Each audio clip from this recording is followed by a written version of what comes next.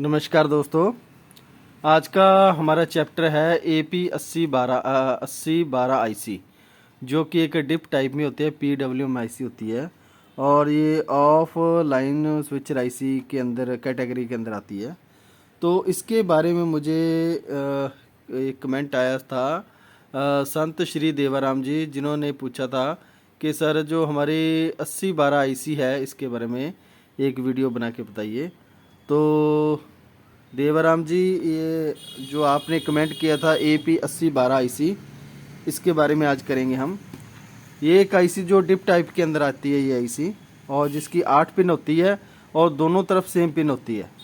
ठीक है जी। तो इसकी सबसे पहले पिन डिटेल क्या है, कैसे काम करती है, उसके बारे में बात करेंगे। उसके बाद सर्किट डायग्राम के हिसाब से ये किस तरह काम करती है उसके बारे में, और टेस्टिंग किस तरह होगी उसके बारे में आज इसके बारे में बात करेंगे। तो ये है हमारी आज की IC AP 8012 IC। तो AC 8012 IC की जो पिन नंबर 1 है वो ग्राउंड है, पिन नंबर 2 भी ग्राउंड है, पिन नंबर 3 क्लम्प की पिन होती है, और पिन नंबर 4 VDD है, पिन नंबर 5 खाली NC, pin number 6 SW, pin number 7 SW और पिन नंबर 8 SW। SW का मतलब है कि ये आउटपुट पिन है हमारी 3 की 3 जो कि आउटपुट देगी, और इसको साथ NC के साथ जोड़ के भी इसको आप चला सकते हो, नो प्रॉब्लम। तो जो ये पिन डिटेल है इसके हिसाब से ये IC किस तरह सर्किट के अंदर जुड़ी होगी, कैसे काम करेंगे उसके बारे में थोड़ा सा कर लेते हैं।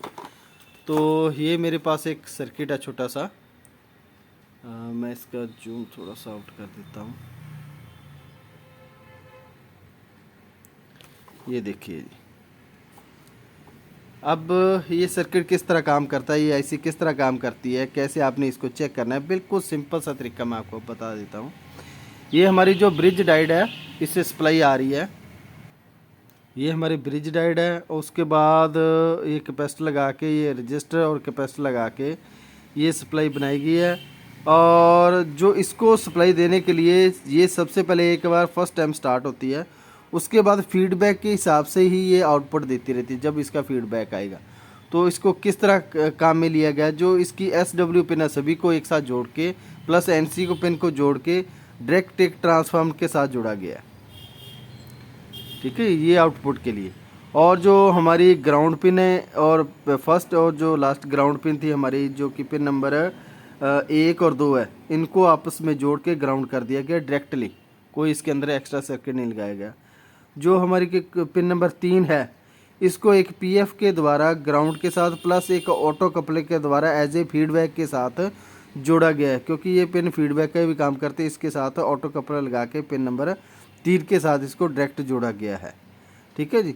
और ऑटो कपलर की दूसरी पिन को जो हमारा फीडबैक आ रहा है, जो ट्रांसफार्म से सेकेंडरी वाइंडिंग से डायोड लगा के, वो पिन नंबर इसकी ऑटो कपलर की एक वाइंडिंग पे दिया गया, प्लस एक VDD पिन के ऊपर दिया गया।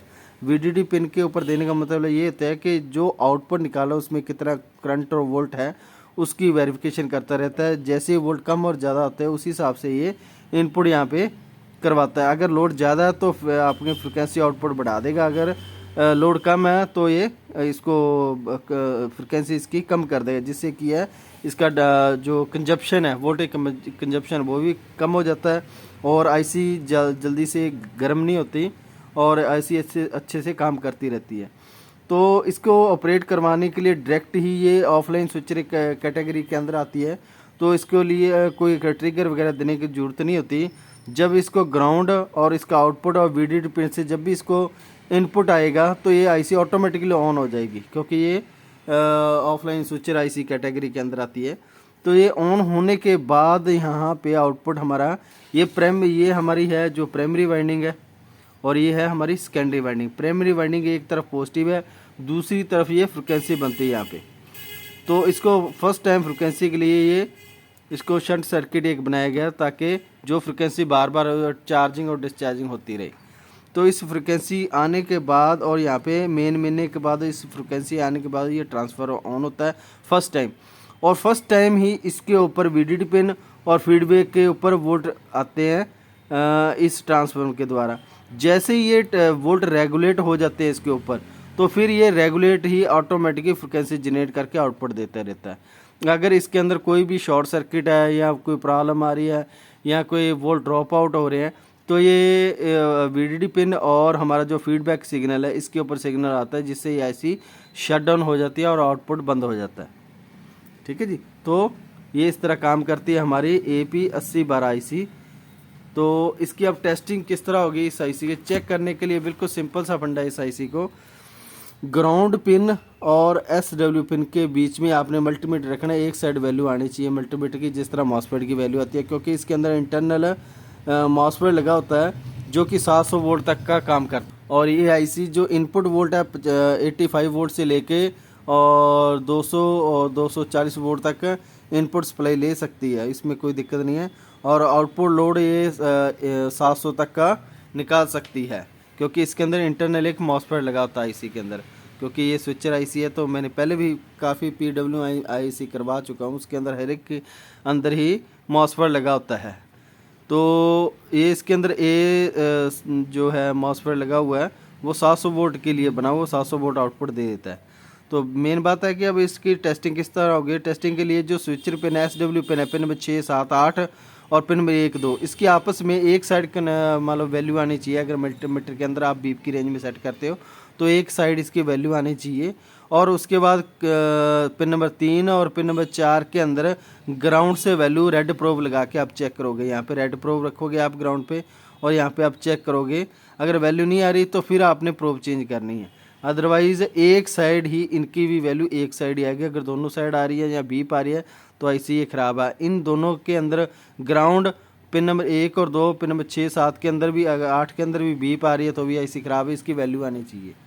तो ये होती है आज की हमारी थी IC 8012 IC डिप टाइप के अंदर होती है, जो कि एक PWM IC of switcher category के अंदर आती है। मैंने इसका सर्किट डायग्राम भी दिखा दिया आपको, और सर्किट डायग्राम आपने अगर नोट करना तो आप नोट कर सकते हैं कि किस तरह इस IC को काम में लिया गया। इस IC को ऑपरेट करवाने के लिए सबसे पहले इस ट्रांसफार्मर को फर्स्ट टाइम ऑन किया जाता है। जब इसका फीडबैक यहाँ पे आउटपुट स्टार्ट हो जाता है तो फर्स्ट टाइम इसको स्टार्ट मिलता है। जैसे स्टार्ट ओके मिलेगा तो ये रेगुलर ही यहाँ पे पल्स जनरेट करके आउटपुट देता रहेगा। अगर इस सेक्शन में कोई भी दिक्कत है, कोई शॉर्ट सर्किट है, किसी तरह की प्रॉब्लम है, तो ये इस जगह पे जो फीडबैक है वो लो फ्रिक्वेंसी का मिलेगा, जिससे ये सिस्टम ऑफ हो जाएगा और आउटपुट नहीं देगा। तो इसके लिए मैंने आपको पिन डिटेल बता दी है कि पिन नंबर जो हमारी थी, पिन नंबर 5, 6, 7 और 8 सभी को जोड़ के एक ट्रांसफार्मर के साथ जोड़ा जाता है। पिन नंबर ग्राउंड जो है पिन नंबर 1 और 2 को इकट्ठा जोड़ के ग्राउंड किया जाता है। और जो हमारी फीडबैक की पिन काम में लेगी पिन नंबर 3 और VDD के लिए पिन नंबर 4 का प्रयोग किया गया है। VDD और फीडबैक के अंदर एक ऑटो कपलर लगाया गया है। VDD पिन को डायरेक्ट आउटपुट के साथ जोड़ा गया है और फीडबैक के लिए हमारे पास एक ऑटो कपलर IC P817 लगाई गई है, जो कि आउटपुट के अंदर कोई भी करंट के अंदर या कोई भी वोल्ट के अंदर या कोई भी शॉर्ट सर्किट होती है तो तुरंत इस IC को ऑफ कर देगी। और ये फीडबैक के लिए जो स्टार्टर के लिए ये पिन नंबर 8 का VDD का पिन का प्रयोग किया गया। जैसे ये ट्रांसफर ऑन होता है positive volt direct VDD pin पे आ जाते हैं, जिससे IC ऑन रहती है। अगर कोई भी दिक्कत हो तो IC ऑफ रहेगी। तो इस तरह ये सर्किट हमारा काम करता है। और ये है IC AP8012 IC है। अगर इसके बारे में और भी आपको जानकारी चाहिए या कोई डाउट रह गया तो आप मुझे कमेंट कर सकते हैं।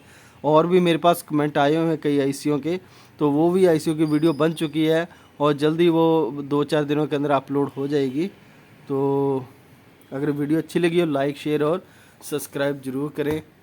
धन्यवाद जी।